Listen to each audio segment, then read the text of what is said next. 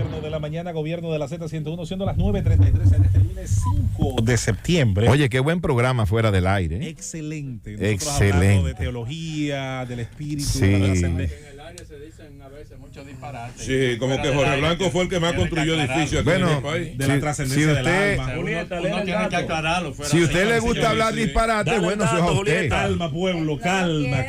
Dale el dato, Julieta. Es un disparate mayúsculo decir que Jorge Blanco fue el que construyó por más cantidad favor. de departamentos. Tenemos visita primero. Portémonos bien que eso. tenemos visita en cabina. Eso es lo primero. Lo primero es que tenemos visita. Y no cualquier visita. Y antes de presentar a un amigo, a un profesional que de hecho hace unos días habíamos tenido el privilegio ya de compartir con él por la vía telefónica, quiero antes de entrar, Rosendo adelantó en su comentario que había un proceso justo a esta hora que estábamos en cabina y que ya terminó Rosendo con la elección de la primera ministra de Inglaterra. Claro, tal y como lo adelantamos, Liz Truss resultó electa por amplia mayoría la nueva primera ministra de Inglaterra, ella que en el gobierno de Boris Johnson se estaba desempeñando como ministra de Interior. Es una mujer de amplia experiencia de Estado, ha ocupado posiciones en diferentes gobiernos británicos y ahora se convierte en la tercera mujer en ocupar el puesto de primer ministro, de premier en el Reino Unido, antecedida por Margaret Thatcher y Theresa May. Es el segundo que se va de Europa. Vamos a ver si Marine Le Pen gana en Francia y también. de paso recomiendo a los... Hay que decir, José Luis, antes de que tú, que es el primer ministro número 15 que juramenta a la reina Isabel II. Ah, no, y le faltan como 5 más. Ya le falta un par. A sus 96 años de edad. Y le faltan 5 más. Quiero recomendar a los estudiantes de las ciencias políticas, que siempre les gustan estos temas, vean la ideología económica que ella defiende, que es bastante interesante. Señores, tenemos la presencia en cabina. Yo creo que me va a acompañar en esto nuestra querida Susana. Reducirlo a penalista, yo creo que es muy poco, porque estamos hablando de una persona que se ha encargado de cultivar sobre todo el derecho a sus estudiantes, a sus condiscípulos, y que ha tratado sobre todo, como hemos dicho muchas veces, Miguel, de que la ley, que es de los ciudadanos la conozcan. Aquí se necesita una didáctica nueva sobre el tema del derecho. Da pena que este país, cada vez que hay una medida de coerción, hay que explicarle que no es una condena definitiva, y todos los temas que tú te has encargado sobre todo de tratar de diseminar en todos estos años. Que tenemos la presencia del doctor Miguel Valerio en esta cabina, nos acompaña, vamos a aprovecharlo para todos los temas jurídicos que han venido ocurriendo en estos últimos días, en estos últimos tiempos: lucha contra la corrupción del Estado, variación de medidas, plazos, situaciones que debe mejorar nuestro código penal y por supuesto toda esa experiencia acumulada. Así que vamos a arrancar, Rosendo, con este invitado a quien damos la bienvenida a esta cabina, que se sienta como en casa. Me siento en casa porque empecé en la radio con la Gaceta de la Z y fue una invitación que me hizo bienvenido. Tuve que dejarlo porque siempre que venía se hablaba del caso que yo estaba manejando, entonces los clientes se enojaban y pensaban como que uno iba a interceder en la libertad de prensa, cosa que no me toca a mí, ¿no? Cometió un error dejando la Z, pero nada, está bien.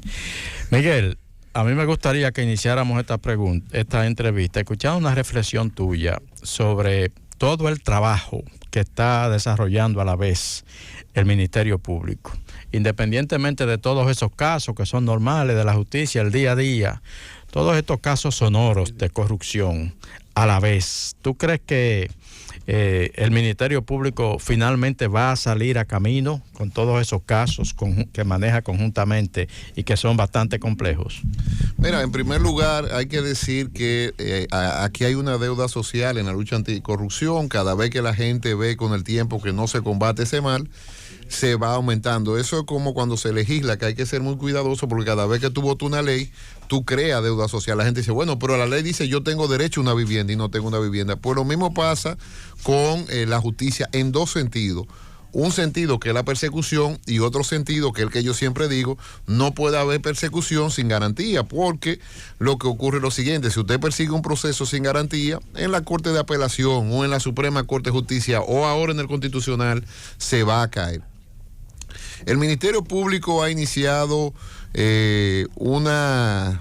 no sé si decir cruzada, lucha, porque a mí ese tipo de concepto, una carrera, ese tipo de concepto no me gusta, porque cuando hay lucha, cruzada, guerra, evidentemente de que en la guerra y en el amor todo se vale. Aquí no estamos hablando del amor, sino de la guerra. Y puede haber personas que tangencialmente se vean perjudicadas. ha reconocido primero que no tiene los recursos humanos totales para abrir todo eso frente. Segundo, ha reconocido de que no tiene los recursos económicos. Un proceso penal cuesta mucho, o sea, un auditor cuesta mucho. Estos son procesos con auditores prácticamente a tiempo completo.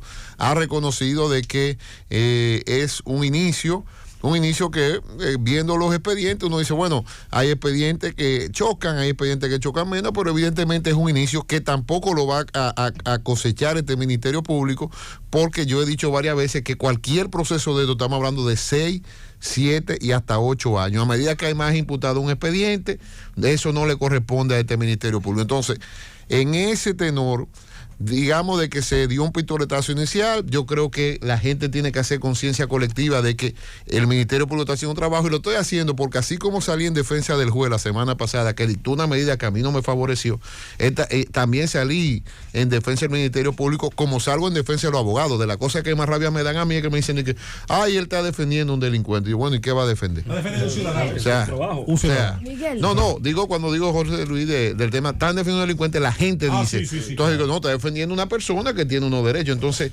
en todos los sentidos, lo lamentable es que aquí la justicia criminal sea como de los puntos esenciales de debate diario, porque eso quiere decir de que civilizado el país no está.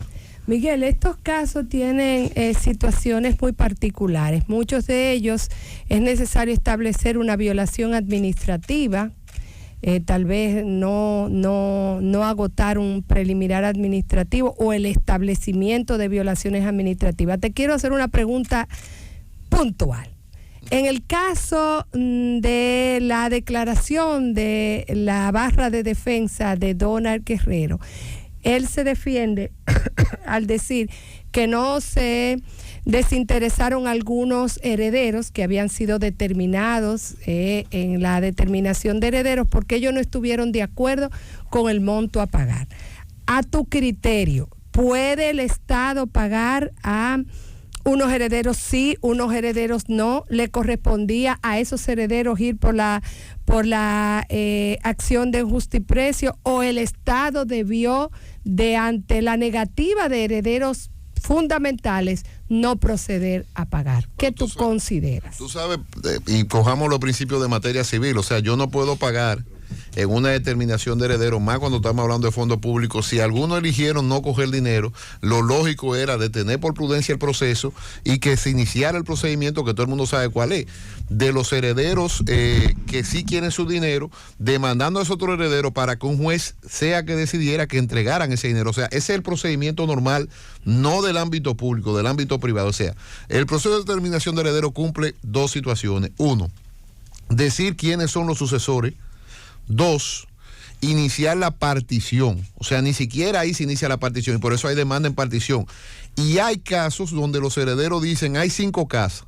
Y la gente, bueno, hay 5 casas. Estoy hablando de materia civil, luego lo vamos a ver en deuda pública, que es mucho más complejo todavía. Dice, hay 5 casas, pero las 5 casas no valen igual. O sea, yo quiero la casa tal vez que está en Arroyo Hondo. Dice, no, pero es que sobre las 5 casas ustedes tienen derecho.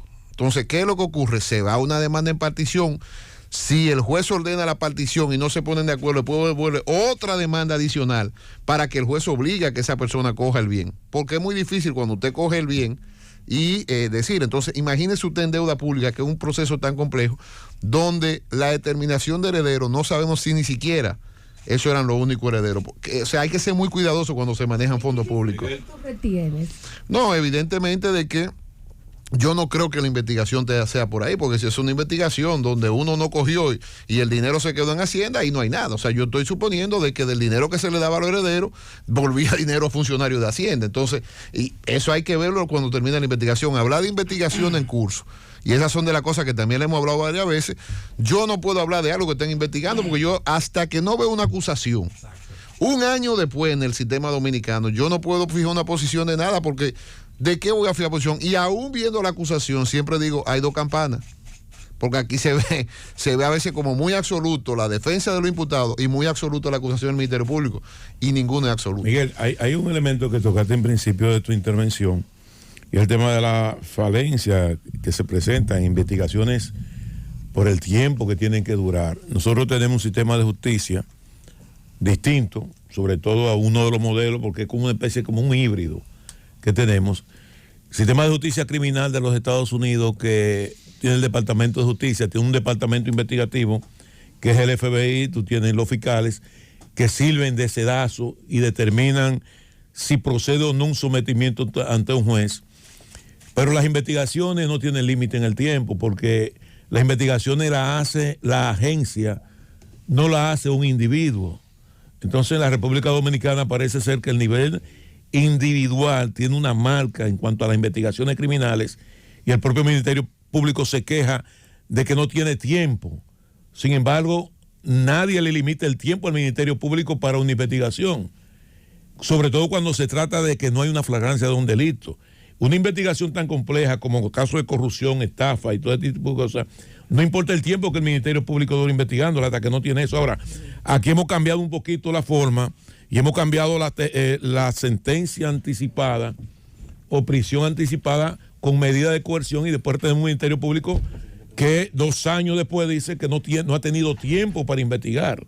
Entonces me gustaría conocer la reflexión tuya alrededor de todo este tipo de cosas que se tejen con investigaciones tan profundas como son el caso pulpo, larva y todas las hierbas aromáticas que se puede imaginar uno. Mira, lo lamentable es que la sociedad dominicana, desde el año que uno recuerde, tal vez más para atrás con Balaguer, en el 66, se acostumbra que el discurso anticorrupción es un discurso de campaña. Exacto. O sea, eso es una realidad. Todos los candidatos, sin excepción, han dicho que van a perseguir la corrupción y que se acabó la corrupción, cuando la realidad es que desde el año 2003 aquí, y yo lo he dicho, se me ha criticado, el Ministerio Público para mí independiente. O sea, esa es mi posición. Aquí no hay que hacer reformas ni nada, sino el Ministerio Público independiente investiga el Ministerio Público. Yo no me meto en eso como hacen otros países.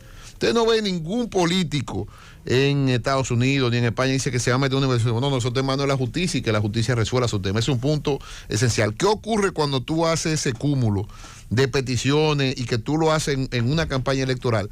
La campaña electoral no responde a la lógica de gobernar, son dos cosas totalmente diferentes. Bueno, hay que hacer procesos rápidos porque yo hice una promesa de campaña, pero no con Abinader. Eso pasó con Jorge Blanco, eso pasó con Balaguer del 86, eso pasó con Leonel Fernández, eso pasó con Hipólito Mejía, eso pasó con Leonel otra vez, y eso pasó otra vez con Danilo Medina, y ahora evidentemente con Abinader. Cuando tú ves el circuito electoral en política anticorrupción, porque ese es el concepto, hay diferentes formas políticas. Entonces, cuando tú lo ofreces en campaña y la gente dice, aquí hay que matar a todo el mundo, porque ese es el grito. Lo queremos preso. Lo queremos preso, duerma con ropa, todo ese tipo de vaina. Entonces, eso es parte de un folclore de campaña que no va en el proceso electoral. En el proceso Pero penal, daña el proceso de investigación. No lo daña, es que la ley, aquí es peor, la ley de nosotros, que ha cumplido un rol, vuelvo y repito, el Código Procesal Penal tiene que revisarse, cumplió un rol. Antes los procesos, y Susana no me deja mentir, que no es que somos viejos, pero tuvimos la oportunidad de empezar con el Código Viejo, no terminaban, porque los aplazamientos a veces era un año después. Exacto. Los procesos no terminaban, y casi el abogado, vamos a incidentar, hoy se enfermó, hoy vamos a hacer cosas. Ya los procesos terminan, entonces ya es un gran logro. Totalmente. Ya. Entonces, complétame el expediente, pero completando el expediente de Susana eran años. Entonces, ¿qué hay ahora? ¿Cuál es la realidad? Ahora tiene que cambiar. Ahora viene la reforma real, que es la que tú dices. Un caso flagrante. Yo estoy representando a la familia de Jorge Mera en el caso del señor Cruz. Sí. ¿Qué es lo que estamos esperando para acusar? Claro. O sea, claro. ¿Qué es lo que tú esperas? Ya llegó el caso, 2 o 3 semanas, levanté los interrogatorios. Uno sabe, porque uno lo sabe, que el Ministerio Público está sobrecargado en este país. O sea, es una realidad. El sistema de justicia dominicana está colapsado. Pero ¿y qué tanto tenemos que esperar para acusar en ese caso? Tema de corrupción. Bueno, encontramos, no voy a referirme a ningún caso particular, pero encontramos un soborno y tenemos la prueba y tenemos una transferencia. Bueno, yo no puedo iniciar con ese soborno, investigar todos los sobornos, tal vez es el soborno que tenemos que jugar. Y después apareció otro caso, apareció otro caso. Ya en el cumplimiento de la pena la ley dice, entonces, eso se llama al final persecución estratégica. Yo persigo lo que tengo a mano, porque de lo contrario, vuelvo y repito, no es cierto. Digo, salvo que todo el mundo acuerde en los casos que yo he dicho, que la suerte de un imputado en el momento actual se resuelve en la mesa. O sea, hay que ser muy bruto para ir a pelear un caso si usted tiene toda la prueba en contra. Claro. Yo no me meto en eso. Y que yo he dicho que en privado a mucha gente yo le decía, mira, evalúa tu caso, porque yo llego a acuerdo con el Ministerio Público todos los días, pues yo digo, esa es la salida a descongestionar el sistema, primero, y es la salida más coherente de tu proceso. Ahora, aquí la gente, cuando hay un tema de esto, no se acepta. Y vuelvo y repito, aquí hay que sincerizar el debate de la prisión preventiva. Miguel, ¿tú crees que en los casos de corrupción el aparato represor y los cuerpos investigativos, el Ministerio Público, cuentan con los recursos que se requieren para perseguir de manera efectiva y eficaz esos casos? Porque fíjate, ya vimos el caso hemos tenido casos de Brecht, entre otros. Mira, de la cosa que yo he hecho crítica es de la comisionita y dominicana. O sea, aquí para todo designan una comisión y nunca llegan a conclusión. Yo no, por suerte que yo soy anticomisión y yo planteo mi cosa sola y digo, bueno, hagamos aquí, allá. Y hay 2 o 3 diputados que me hacen caso y 2 o 3 senadores y bueno, por ahí vamos. Pero evidentemente de que la persecución eficaz se tiene que dar, Julieta, en una vertiente diferente. ¿Tú sabes lo que es la persecución eficaz? Que rápidamente se solucione el conflicto, ojalá con un acuerdo, y que de cara al futuro el sistema cumpla con su rol, que es que la gente diga, mira, yo no me puedo meter en acto de corrupción porque yo puedo caer preso. Disuasión. Cuando tú empiezas a reducir las tasas, entonces tú eres exitoso, una persecución, mientras tanto lo otro. Y no solamente lo digo en corrupción, porque vuelvo y repito, no soy amigo de abanderarme en ninguna lucha de nada, porque yo sé lo que viene en la lucha. Vamos a hacer una lucha contra el crimen, contra narcotraficantes. Vamos a poner narcotraficantes, quita eso. Bueno, ahí empiezan los falsos positivos, ahí empiezan las matazones. Yo conozco un caso muy interesante que tuve en México hace 2 semanas, donde el presidente de la República, a los hijos del Chapo, lo soltó. Lo devolvió. Sí. Lo tenían preso. Ovidio. Y dijo claro el presidente en una rueda de la prensa muy rara, Susana, por cierto, de 4 horas o de 5 horas, un hombre hablando. Dice, no, yo tuve que tomar la decisión porque o lo soltaba o me quemaba el país. Entonces, este es un tema donde no es tan fácil como decir, bueno, aquí se acabó y estamos en un país todavía tranquilo. Pero la realidad es que se da en narcotráfico, se da en corrupción, se da en todo. No hay recursos suficientes, hay que ser eficiente. ¿Cuál es la eficiencia? Tratar de ir bajando la tasa, porque si la tasa no bajan, por ejemplo, es sorprendente, todo estos actos de corrupción se está investigando. Eso quiere decir que nunca hubo un efecto de la política de corrupción en el país, no de los presidentes, porque la política criminal aquí la dirige el Ministerio Público. Hermano querido, lo he escuchado hablar del tema de justicia de manera reiterada. La justicia es el pan del pueblo, siempre está hambriento de ella, según dice François René Chantrette-Blum. En ese contexto, para tener un oportuno sistema de justicia tiene que haber un orden procesal efectivo. Has hablado de la necesidad de reforma del Código Procesal Penal. ¿A qué reformas específicamente haces referencia? Mira, lo primero, vamos a empezar con el sistema investigativo, el tema de la filtración, el tema de la pureza de una investigación penal y el tiempo de una investigación penal. Yo he dicho varias veces de que este país, y no este país, hay varios códigos de la región que son iguales, porque este código en un momento cumplió su rol. Entonces, ¿cuál era ese rol? El rol básicamente era la prisión preventiva, disminuirla, la impunidad, disminuirla para que los procesos terminen. Por eso hay unos plazos. Garantizar derechos que eran hambrientos, había una hambre de derechos. Yo creo que ese rol se cumplió. Ya es muy difícil.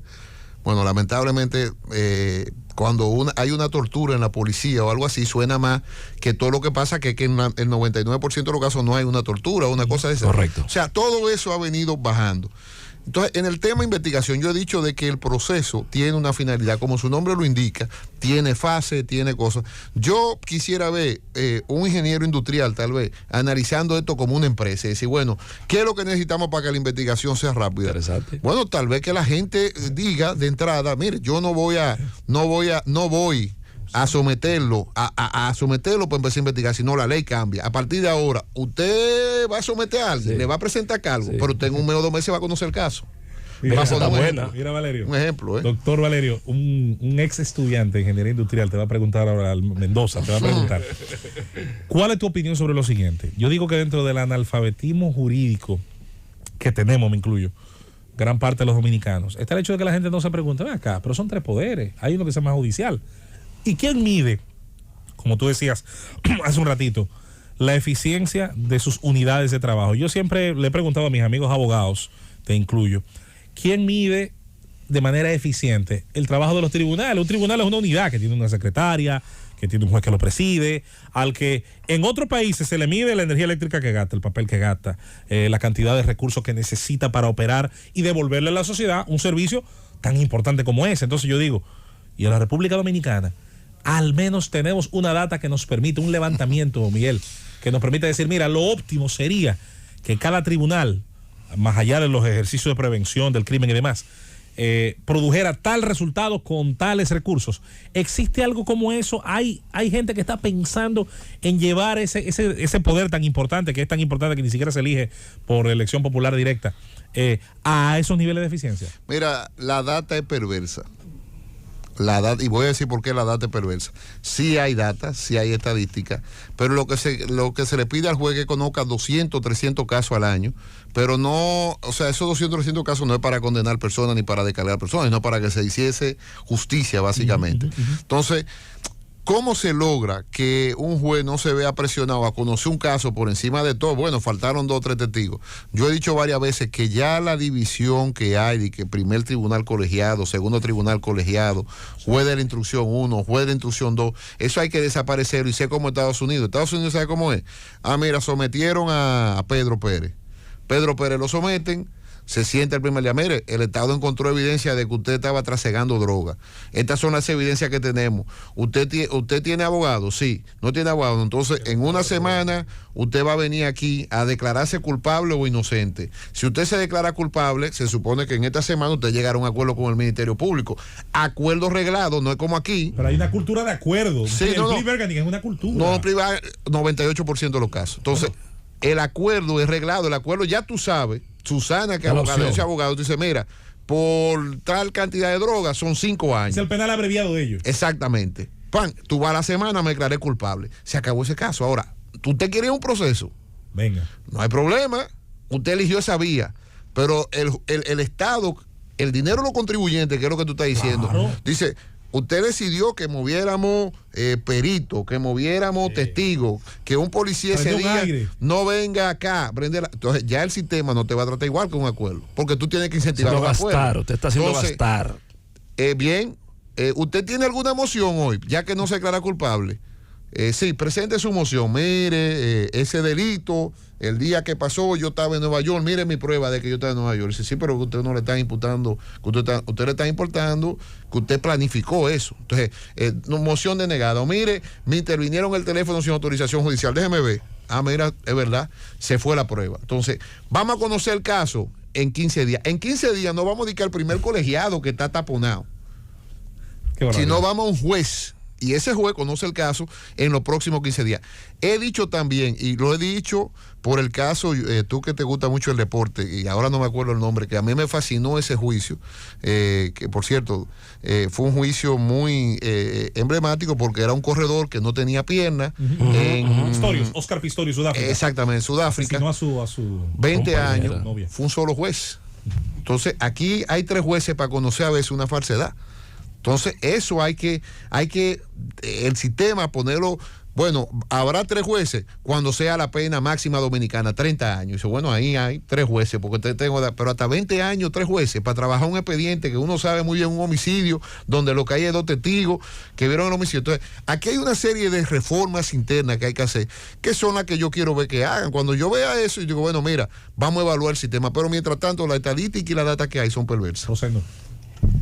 Yo, a propósito de lo que él dice de cómo se resuelven los casos en Estados Unidos cuando hay negociaciones, de eso yo puedo hablar, porque yo pasé casos sencillos, porque por ejemplo un caso de tráfico, pero que tienes unas violaciones y tienes unas penalidades, y tú vas allí, el juez, tú le explicas una cosa y él le dice al fiscal, váyanse allí ustedes y trancen una negociación, acuerden una negociación, y el fiscal se va contigo y te propone, mira, si te declara culpable, esto y esto y esto y esto. ¿Tú estás de acuerdo? Sí, ok, pan. Él va, regresa a la corte, le dice al juez, transamos tal cosa, y el juez dice, aprobado. Porque ya tú admitiste tu culpa, llegaste a una negociación con la fiscalía y resuelto el caso. Si a ti te acusan y tú dices, no, yo me declaro inocente, entonces tú vas al caso, a un proceso. Pero la corte va a tratar de aplicarte la máxima pena, porque está demostrado que tú eras culpable, tú decidiste ir a juicio, entonces tú tienes que pagar por haber prolongado ese proceso. Eso es así. El tema, Miguel, de las medidas estas de coerción, prisión preventiva, ¿por qué ustedes, la comunidad jurídica dominicana, han analizado por qué la proclividad de los jueces a aceptar con tanta facilidad las recomendaciones de prisión preventiva de los fiscales? Mira, el tema del debate de la prisión preventiva, lo único malo es que se ve en clave de imputados con recursos económicos. Eso quiero decirlo sinceramente, uno ha tenido la oportunidad de empezar una carrera con mucho esfuerzo, en el caso mío, viniendo, luchando de abajo con presos de escasos recursos, todavía hoy día a la oficina, porque me crié en una barriada donde hay mucha gente que tiene lamentablemente problemas con los conflictos penales, voy a casos de gente de escasos recursos y veo más o menos el tema. El problema de la prisión preventiva es el siguiente, de que el juez tiene mucho miedo a soltar a una persona que robe, mañana roba y mata a una persona y evidentemente se le carga el dado al juez que lo dejó libre. Entonces hay que ponerse en circuito del sistema pobre, porque en el sistema rico es muy diferente, muy diferenciado, o sea, el trato no es exactamente igual. Por eso hay privilegios.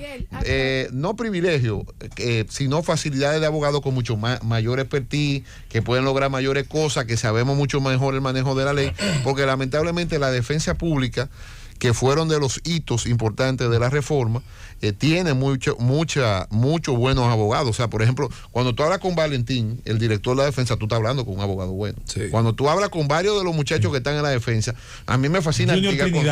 Aquí los abogados, entonces el colegio de abogados salió que eso había que quitarlo. Entonces es una cosa de loco, porque eso sí garantizan cosas humildes, pero también la defensa pública está desbordada. Hace muchos años un defensor público lleva 1000 casos. ¿Tú crees que va desbordada? Dios, nosotros claro. que tuvimos la oportunidad de ser de los formadores de los primeros defensores públicos, porque éramos abogados de oficio, nació desbordado y a medida que consiguieron calidad, pues se desbordaron más. Miguel, decía tú que el código ha jugado su papel. Yo creo que una de las promesas más grandes para el código fue que los jueces empezaran a construir cultura de valoración de la prueba y abandonaran ese criterio de discrecionalidad. Esa íntima Sin convicción. embargo, esa íntima convicción. ¿Hasta dónde el Poder Judicial, que la gente cree que el Ministerio Público es parte del Poder Judicial, ha logrado jugar su papel para pasar a una siguiente etapa cuando tenemos un juez tan aplaudido como Vargas, que declinó darle prisión preventiva, por ejemplo, a Magalis Medina, por el criterio de que él no le gusta mandar mujeres a prisión preventiva? O sea, un criterio tan baladí así, tan fuera del derecho, y que además es clasista, porque las otras mujeres pobres sí le mandan a prisión preventiva. Hay casos de mujeres paridas, botando leche de su seno donde están en prisión preventiva. Y que la ley lo prohíbe. ¿Cuándo le vamos a pedir a los jueces que donde finalmente termina el proceso de castigo? Porque no hay, el imaginario colectivo no juzga a los jueces, no estamos juzgando a los jueces en su eficiencia, en su capacidad de gestión, en su sujeción a las normas. ¿Qué tú crees de los jueces? Mira, primero aplaudo lo que tú dices de que el código compró un primer rol de empoderamiento de los jueces. Anteriormente, prácticamente el juez, aunque quitaron en el 94 que ya no lo designaban los senadores, evidentemente hay muchos jueces temerosos, hay jueces que no son tan temerosos, y bueno, ahí hay de todo un poco, o sea que eso hay que decirlo así. Pero sí, te doy toda la razón de que al final de cuentas, vuelvo, insisto, porque ahora veo muchos abogados garantistas. Entonces, yo Alexis Medina no me cogió cariño en el proceso, porque al final de cuentas él tiene su problema legal, pero eso no me da mi derecho a ser látigo, como él dijo. Entonces, pero él dijo algo. Exacto, él dijo una profecía un poco maligna donde decía espalda y látigo, y evidentemente ahora todo el mundo ve el problema de la prisión preventiva. Yo lo veo en lo mismo que digo, Susana. No habría prisión, o sea, el juez no tuviera el temor de soltar un ladrón, poniendo un ladrón sencillo de cartera, porque no quiero ponerlo tan complejo. para que mañana se lo lleven otra vez con la cartera. Si el proceso se fuera expedito, o sea, creo que yo digo, usted en este caso le hayamos robando la cartera, ¿usted está de acuerdo de que se robó su cartera? ¿Sí o no? No. Muy bien. Tenemos audiencia mañana porque aquí lo que hay es 2 testigos y 2 cosas. O sea, el juez tiene que saber qué le da rápido y qué le da cosas. Se enfermó el ladrón. Excelente. Usted está enfermo, no puede venir, o un testigo no puede venir. Mañana seguimos con la audiencia hasta que se acabe. Ahora, para tú hacer eso, tiene que hacer una reforma de calado.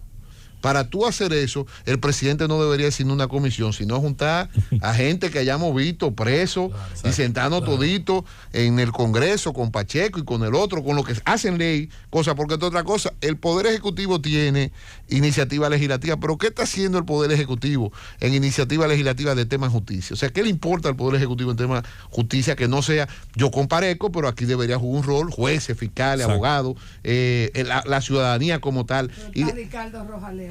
Bueno, pero a mí no me importa. Yo siempre he dicho que yo soy antifijo y participación. Directo. O sea, antifijo y antiparticipación. Yo no tengo problema con eso. Directo. Te he escuchado decir con mucha atención y mucha profundidad que la defensa pública nació desbordada, que un año después no hay nivel de acusación por el que puedas fijar posición. La prisión preventiva extendida. ¿Colapsó el sistema de justicia en República Dominicana?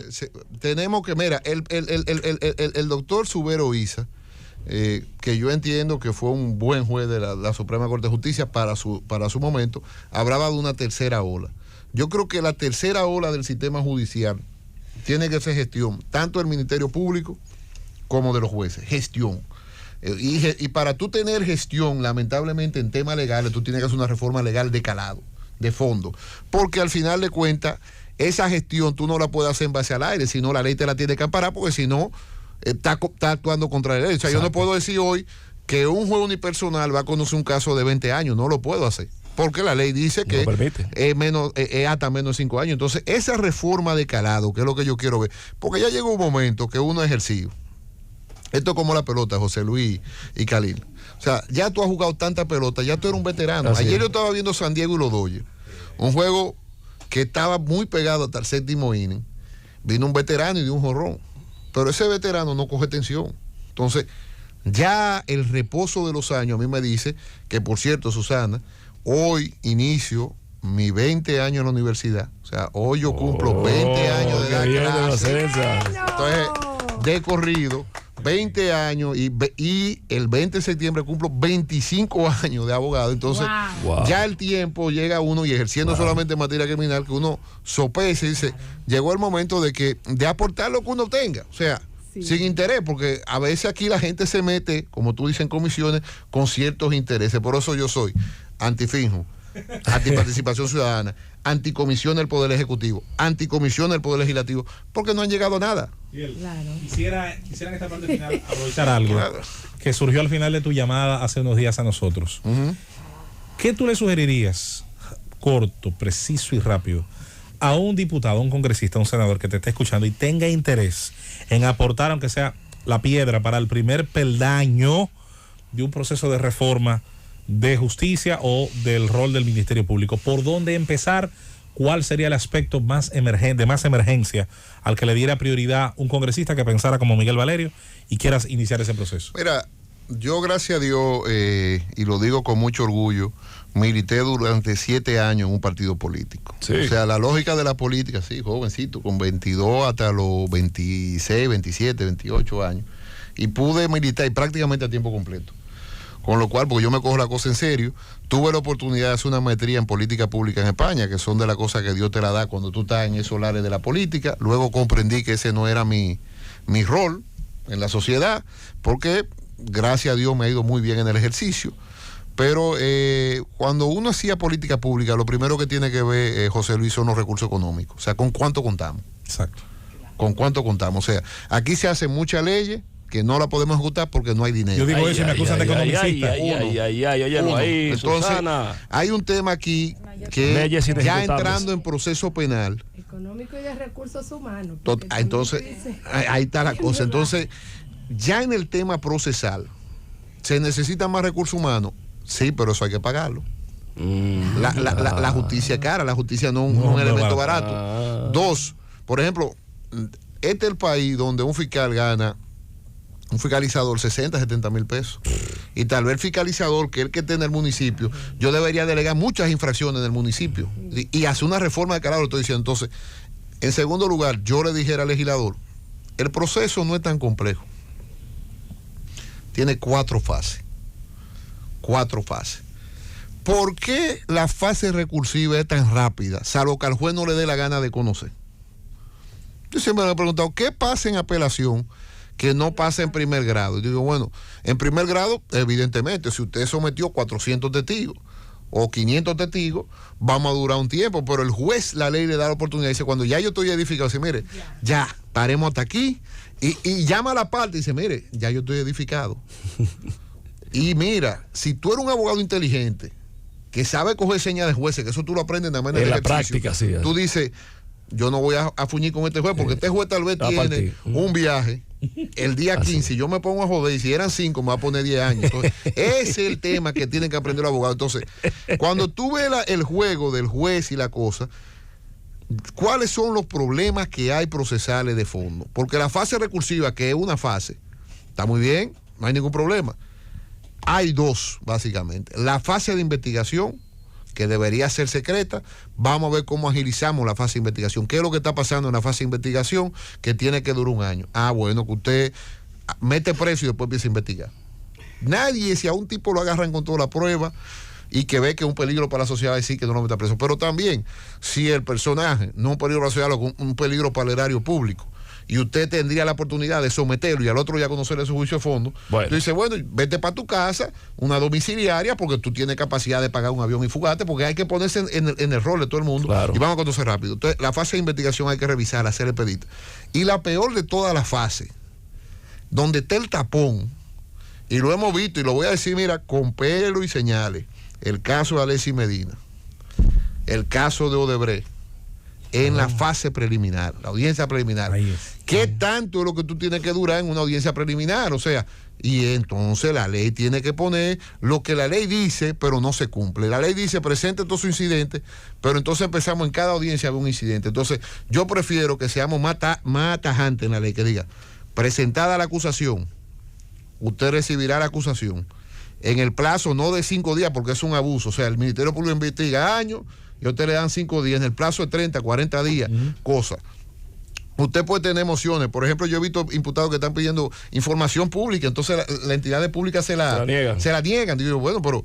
Y después lo llega una entrevista. Claro, entonces vamos al tema de que el juez ordene, mire, si usted tiene que entréguele. Y si usted no dice ni nadie dice, nada. El juez ordene, el problema es del juez. Entonces, que el juez se siente un día o 2 días ese caso y organice el proceso. Y que también, por ejemplo, yo soy fanático de renunciar a la audiencia preliminar.